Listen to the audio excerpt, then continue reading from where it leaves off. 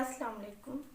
आज के लेक्चर में हम बायो एनर्जेटिक्स के कुछ टॉपिक्स को कवर करेंगे, जैसे कि chemical process of energy transmission in living organism. Living organisms में, लिविंग बॉडीज़ में किस तरह से एनर्जी ट्रांसमिट होती है, एनर्जी का ट्रांसफ़र किस तरह से होता है। सेकेंड टॉपिक हमारा होगा energy currency in living organism. Living organisms में एनर्जी करेंसी क्या होती है, इन दोनों टॉपिक्स को हम एक्सप्लेन करेंगे इस लेक्चर में। Okay, let's start.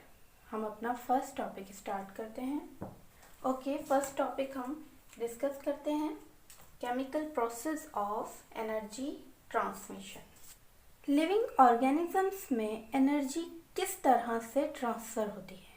क्वेश्चन ये है कि how energy is transferred in living organisms. Living organisms में किस तरह से एनर्जी ट्रांसफ़र होती है। ओके, हम देखते हैं कि किस तरह से ट्रांसफ़र होती है।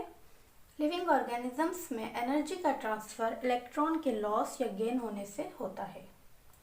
अब सवाल ये है, ये इलेक्ट्रॉन का लॉस या गेन कब होता है।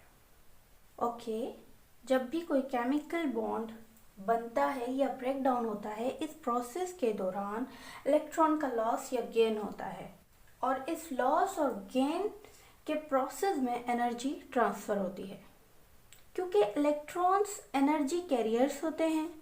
लॉस और gain of electron is take place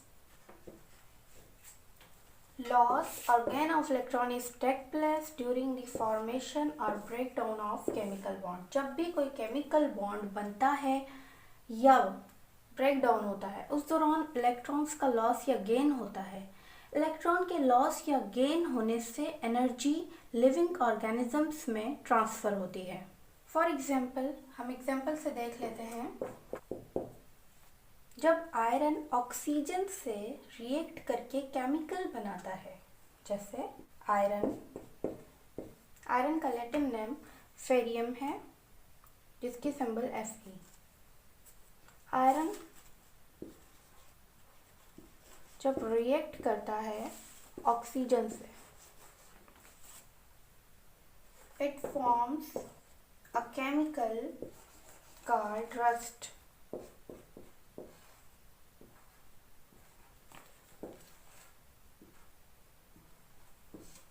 for example, iron जब ऑक्सीजन से रिएक्ट करता है तो एक केमिकल बनाता है जिसे हम रस्ट कहते हैं। रस्ट को हम उर्दू में जंग लगना भी कहते हैं। ओके, इस प्रोसेस में क्या होता है, आयरन एंड ऑक्सीजन, इस प्रोसेस में आयरन अपने कुछ इलेक्ट्रॉन्स लॉस करता है। वो इलेक्ट्रॉन्स आयरन की एनर्जी को कैरी करते हैं और ट्रांसफ़र करते हैं ऑक्सीजन मॉलिक्यूल को। इसका मतलब आयरन के इलेक्ट्रॉन्स को गेन किया ऑक्सीजन ने। इस तरह इलेक्ट्रॉन्स के थ्रू एनर्जी का ट्रांसफ़र हुआ। इलेक्ट्रॉन्स उस मॉलिक्यूल की एनर्जी कैरी करते हैं जहाँ से ये रिलीज़ होते हैं, और उस एनर्जी को ऐड कर देते हैं उस मॉलिक्यूल में जिस मॉलिक्यूल से वो ऐड होते हैं। इस तरह से केमिकल मॉलिक्यूल्स में एनर्जी का ट्रांसफ़र होता है। वो प्रोसेस जिसमें इलेक्ट्रॉन या प्रोटॉन लॉस होते हैं, उस प्रोसेस को ऑक्सीडेशन कहते हैं, जबकि वो प्रोसेस जिसमें इलेक्ट्रॉन्स या प्रोटॉन्स गेन होते हैं, इस प्रोसेस को रिडक्शन कहते हैं। Okay, loss of electrons and protons, जबकि gain of electron,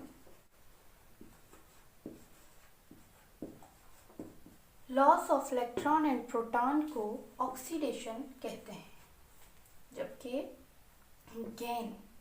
gain of electrons and protons is called reduction. और इन दोनों रिएक्शंस को, यानी रिडक्शन एंड ऑक्सीडेशन, इन दोनों रिएक्शंस को कलेक्टिवली रिडॉक्स रिएक्शन कहा जाता है। Redox red word reduction reactions के लिए है, जबकि ऑक्सीडेशन के लिए। कलेक्टिवली इन दोनों रिएक्शंस को रेडॉक्स रिएक्शन कहते हैं। जैसा कि हमने एग्जांपल देखा था रस्ट का, जिसमें रस्ट फॉर्मेशन हो रही है।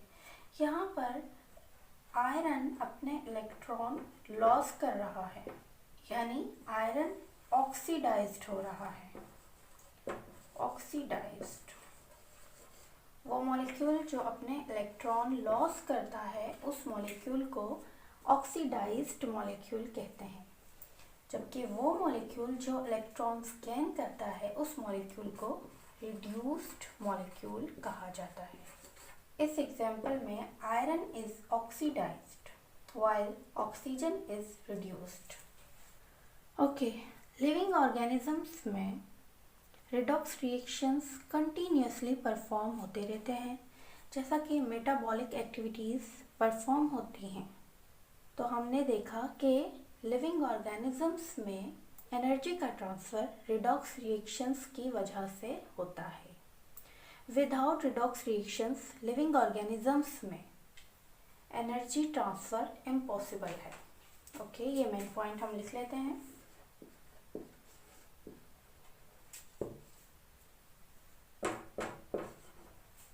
ओके, लिविंग ऑर्गेनिजम्स में रेडॉक्स रिएक्शंस कंटिन्यूसली परफॉर्म होते हैं, जो एनर्जी ट्रांसफ़र करते हैं एक मॉलिक्यूल से दूसरे मॉलिक्यूल में। These redox reactions are very important. ये रिडॉक्स रिएक्शंस बहुत मेजर रोल प्ले करते हैं। Without these redox reactions the transfer of energy is impossible in living organisms. Living organisms में रिडॉक्स रिएक्शन के बगैर एनर्जी का ट्रांसफ़र पॉसिबल नहीं है। ओके, ये टॉपिक हमारा ख़त्म हुआ। अब हम दूसरा टॉपिक स्टार्ट करते हैं। ओके, हम अपना दूसरा टॉपिक देखते हैं, that is energy currency in living organisms. Living bodies में एनर्जी करेंसी क्या होती है? ओके, हम एक एग्जांपल से स्टार्ट करते हैं। जैसा कि हम अपने घरों में बैटरीज में लाइट एनर्जी को स्टोर कर लेते हैं, या तो लाइट जब अवेलेबल होती है तब हम स्टोर कर लेते हैं, या फिर सोलर प्लेट्स के थ्रू मिलने वाली सोलर एनर्जी को बैटरीज में स्टोर कर लेते हैं और फिर उस एनर्जी को लोड शेडिंग के टाइम में यूटिलाइज करते हैं। बिल्कुल इसी तरह लिविंग ऑर्गेनिजम्स में भी एनर्जी को स्टोर करने का एक सिस्टम होता है। लिविंग ऑर्गेनिजम्स में एनर्जी एक स्पेशल मॉलिक्यूल की फॉर्म में स्टोर होती है। उस मॉलिक्यूल को एटीपी कहते हैं। इन living organisms energy is stored in special molecule called ATP. Living bodies में एनर्जी एक स्पेशल मॉलिक्यूल में स्टोर होती है। उस मॉलिक्यूल को एटीपी कहते हैं, एडिनोसिन ट्राइफॉस्फेट। एटीपी को सेल की एनर्जी करेंसी भी कहा जाता है, क्योंकि जब सेल को एनर्जी की ज़रूरत होती है तो सेल एटीपी से एनर्जी गेन करता है। ATP is referred to as energy currency of the cell. ATP को एनर्जी करेंसी कहा जाता है। ओके, अब हम देखते हैं किस तरह से एटीपी में एनर्जी स्टोर होती है।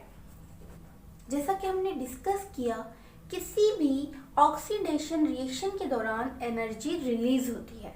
ऑक्सीडेशन प्रोसेस के दौरान रिलीज होने वाली इस एनर्जी को सेल में मौजूद molecule ADP stands for adenosine diphosphate utilize करता है और ऑक्सीडेशन प्रोसेस से रिलीज होने वाली एनर्जी को यूज करते हुए फॉस्फेट के साथ बॉन्ड बनाता है। इस तरह एडीपी कन्वर्ट हो जाता है एटीपी में। ओके, हम इक्वेशन के थ्रू देख लेते हैं। एडीपी यानी adenosine diphosphate. Diphosphate, di means two, phosphate के दो ग्रुप्स हैं। एडिनोसिन डाइफॉस्फेट ऑक्सीडेशन प्रोसेस के दौरान रिलीज होने वाली एनर्जी को यूटिलाइज करते हुए फॉस्फेट के साथ साथ बॉन्ड बनाता है और एटीपी में कन्वर्ट हो जाता है। इस तरह ऑक्सीडेशन एनर्जी स्टोर हो जाती है एटीपी मॉलिक्यूल में। एक एटीपी मॉलिक्यूल में स्टोर होने वाली एनर्जी की अमाउंट क्या होती है? एक एटीपी मॉलिक्यूल में जो एनर्जी स्टोर होती है उसकी अमाउंट 7.3 किलो कैलोरी पर मोल होती है। इसका मतलब हम कह सकते हैं जब एक एटीपी मॉलिक्यूल ब्रेक डाउन होता है तो उस दौरान 7.3 किलो कैलोरी पर मोल एनर्जी रिलीज होती है। When ATP is break down, जब एटीपी मॉलिक्यूल टूटता है तो एडीपी मॉलिक्यूल फॉस्फेट ग्रुप और साथ में एनर्जी प्रोड्यूस होती है जिसकी अमाउंट 7.3 किलो कैलोरी पर मोल होती है। यहाँ हमने देखा कि जब एटीपी बनता है during the formation of ATP energy is absorbed, जबकि जब एटीपी ब्रेक डाउन होता है तो एनर्जी रिलीज होती है। यानी हम कह सकते हैं formation of ATP is endergonic process. वो रिएक्शंस जो एनर्जी एब्सॉर्ब करते हैं उनको एंडरगोनिक रिएक्शंस कहते हैं, जबकि breakdown of ATP is exergonic process. Formation of ATP is endergonic process while breakdown of ATP is exergonic process release energy। अब हम देखते हैं एटीपी में स्टोर होने वाली एनर्जी किस तरह यूटिलाइज होती है। जैसा कि हम जानते हैं बॉडी को फंक्शनिंग के लिए एनर्जी की ज़रूरत होती है और ये एनर्जी फूड की फॉर्म में अवेलेबल होती है। जब कभी किसी वजह से फूड की फॉर्म में एनर्जी अवेलेबल नहीं होती तो सेल एटीपी में स्टोर होने वाली एनर्जी को यूटिलाइज करता है। एटीपी मॉलिक्यूल ब्रेक डाउन होता है और एनर्जी रिलीज होती है जो सेल के डिफरेंट फंक्शंस को परफॉर्म करने के काम आती है। एटीपी का ये बेसिक इंट्रोडक्शन था जो हमने डिस्कस किया।